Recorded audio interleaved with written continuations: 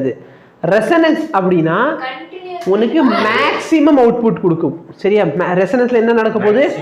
Maximum output கிடைக்கும். புரியுதா? அப்படியே சிங்க் ஆயிரும். என்ன ஆயிரும்? அப்ப நல்லா பாரு, சப்போஸ் சர்க்யூட்ல வந்து இண்டக்டர் டாமினேட் பண்ணிச்சுன்னா அது வந்து இண்டக்டிவ் சர்க்யூட்னு பார்த்தோமா இதுக்கு முன்னாடி எல்லாமே? கரெக்டா இல்லையா? கெப்பாசிட்டர் டாமினேட் பண்ணிச்சுன்னா கெப்பாசிட்டிவ் சர்க்யூட். ஒரு நேரத்துல என்ன ஆயிரும்? ரெண்டு பேரும் ஈக்குவல் ஆயிருவான். ரெண்டு பேரும் என்ன ஆயிருவான்? அப்ப ரெசனன்ஸ் அப்படின்னு சொன்னா என்னோட வோல்டேஜ் அக்ராஸ் இண்டக்டரும் வோல்டேஜ் அக்ராஸ் கெப்பாசிட்டர் ஈக்குவல். இல்லைன்னா என்ன சொல்லிக்கலாம்? என்னோட XL ஈக்குவல் டு XC. இல்லைன்னா 1/ωL ஈக்குவல் டு அடிச்சு போடுவேண்டா. அப்ப இதுல இருந்து நான் omega square is equal to எனக்கு 1/LC. அப்ப ஒமேகா இஸ் ஈக்குவல் டு இதுதான் என்னோட ரெசனன்ட் ஃப்ரீக்வன்சி. இந்த ஃப்ரீக்வன்சியில பார்த்தனா என்னோட ரெசிஸ்டன்ஸ் இது கெப்பாசிட்டன்ஸோட ரியாக்டன்ஸும் இண்டக்டிவோட ரியாக்டன்ஸும் ஈக்குவலாக ஆயிரும்.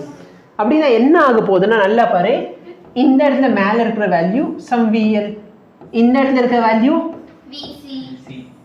மாற்றி போட்டுக்கலாமா? ரித்திக்கு போடக்கூடாது. ஏன் போடல?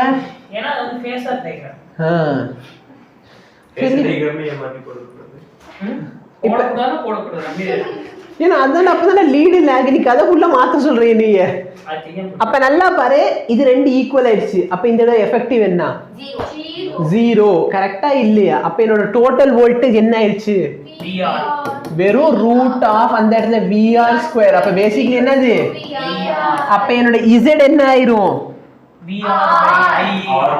Root of R square plus XL minus XC the whole square. XL XC 0 ஆயிடுச்சா? அப்ப வெறும் R. கரெக்டா இல்லையா? பேசிக்கலி நம்ம பவர் கண்டுபிடிக்கிறதுக்கு ஃபார்முலா என்ன? பவர் வந்து V square by 2R cos phi வேணா போட்டுக்கலாமா? சரி புரியல, விட்டுரு. நீ வந்து V into I ன்னு போட்டா என்ன? I ஸ்கொயர் R ன்னு போட்டா என்ன? இல்ல V ஸ்கொயர் பை R ன்னு போட்டா? சரி ஒண்ணு இல்ல. இப்ப நல்லா பாரு, இந்த கேஸ் எடுத்துக்குவோமே. சரியா? இந்த கேஸ் எடுத்துக்கலாம். இந்த இடத்துல phi என்ன? ஏன்னா பேசிக்கலி பவரோட ஃபார்முலா என்ன? I0 V0 by 2 into cos phi. இப்ப நல்லா பாரு, என்னோட வோல்டேஜ் இங்க இருக்குது, என்னோட கரண்ட் இங்க இருக்கு. ஏன்னா இவன் ரெண்டு பேர் இருக்கான் ஆனா இல்ல. கரெக்டா இல்லையா? இருக்கான் ஆனா இல்ல. அப்ப பேசிக்கலி இது மட்டும் இருக்குமா? அப்ப என்னோட cos phi வேல்யூ என்ன ஆயிடுச்சு? சப்புன்னு அடிச்சு நான் போய் விழுவேன். 0 டிகிரி. cos phi என்ன? 1. அப்ப பவர் மேக்ஸிமம் ஆயிடுச்சா? அப்ப அந்த ரெசனன்ஸ் கண்டிஷன்ல இது வரைக்கும் பல்ப் வந்து டிம்மா இருந்துச்சு. இப்ப பவர் அப்ப பல்ப்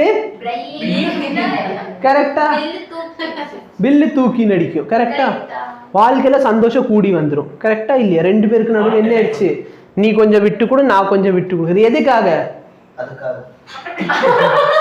வோல்டேஜ் அக்ராஸ் ரெசிஸ்டன்ஸை கூட்டுறதுக்காக. அதுக்காக. புரியுதா? புரியுதா? டவுட் இருக்கா? இவ்வளவுதான் ரெசனன்ஸ். சரியா? சும்மா புக்ல கொடுத்து வச்சிருப்போம் கர கர கர கரன்ட்டு. ரெசனன்ஸ் அப்படின்னா டைம் கன்சியூம் பண்ண வைக்க போகுது. இப்போ இண்டக்டர் எவ்வளோ? 20. கெப்பாசிட்டர் எவ்வளோ? 15. அப்ப என்னோட XL என்ன?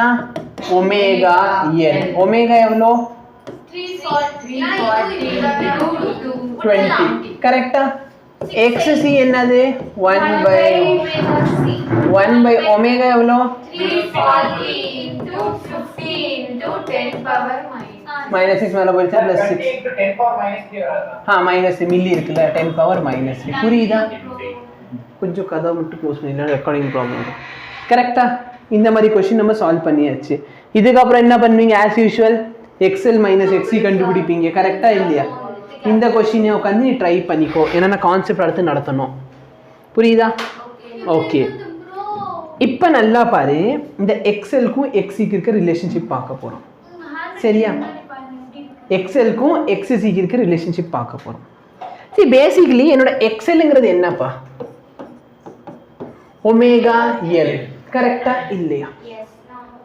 ஒமேகா வேல்யூ சின்னதா இருந்தா எக்ஸ்எல் எப்படி இருக்கும்? சின்னதா இருக்கும். கரெக்டா? அப்ப கம்மியா கரெக்டா? ஆனா எக்ஸ் என்னது? 1/ωc inversely ப்ரொபோர்ஷனலா? அப்ப லோயர் ஃப்ரீக்வென்சில நல்லா பாரு யார் டாமினேட் பண்ணுவா? கெபாசிட்டன்ஸ்.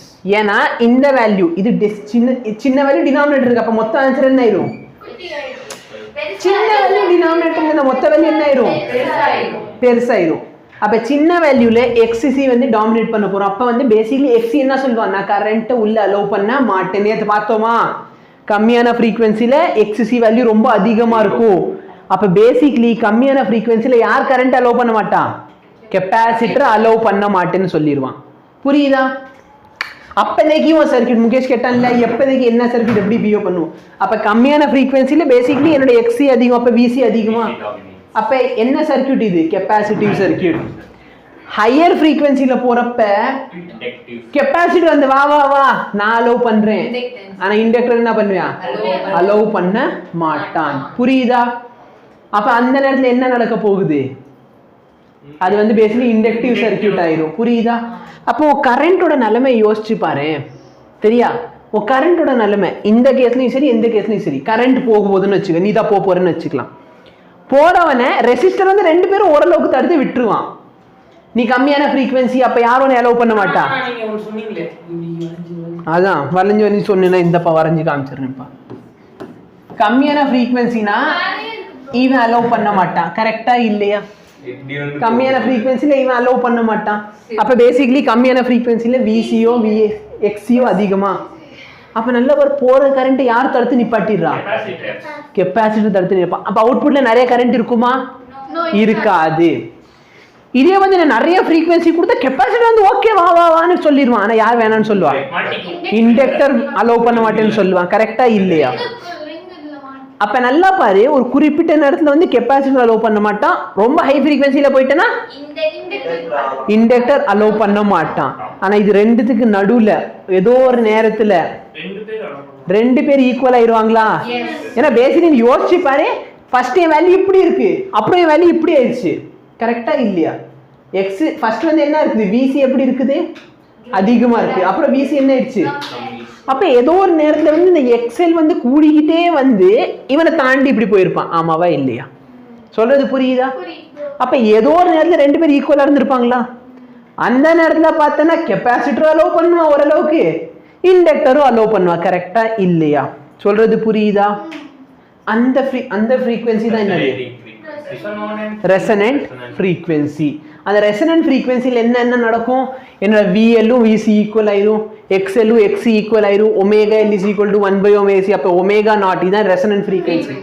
1/√LC. இல்லை ஃப்ரீக்வென்சி வேணும்னா இது ஞாபகம் இருக்கா? ஒமேகாவோட ஃபார்முலா என்ன? 2πf.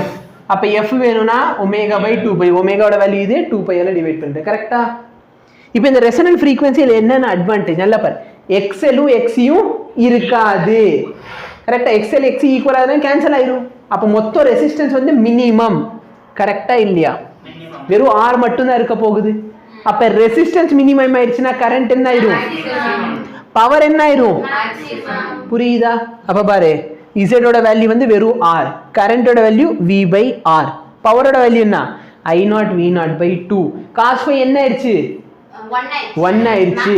ஏன்னா இவனும் கேன்சல். அப்ப மொத்த வோல்டேஜும் ரெசிஸ்டன்ஸ் வோல்டேஜும் கரண்ட்டும் இன் ஃபேஸ்னு சொல்லிக்கலாமா?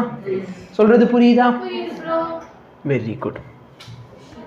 Figure shows that LCR circuit L ஓட வேல்யூ கொடுத்துட்டா, C ஓட வேல்யூ கொடுத்துட்டா, R கொடுத்துட்டா, connected in variable resistance 240 volt. Calculate the angle of frequency which derives the circuit at resonance. Resonanceல என்ன கேக்குறான்? அப்ப நல்லா பாரு, ஒமேகா கேக்குறானா? எப்படின்னு ஒமேகா கண்டுபிடிச்ச யூனிட் பாரு. அது இல்லாம क्वेश्चनல angular frequency னே கொடுத்துட்டான். 1/√LC. 1 L ஓட வேல்யூ என்ன? 5. C ஓட வேல்யூ என்ன? 80.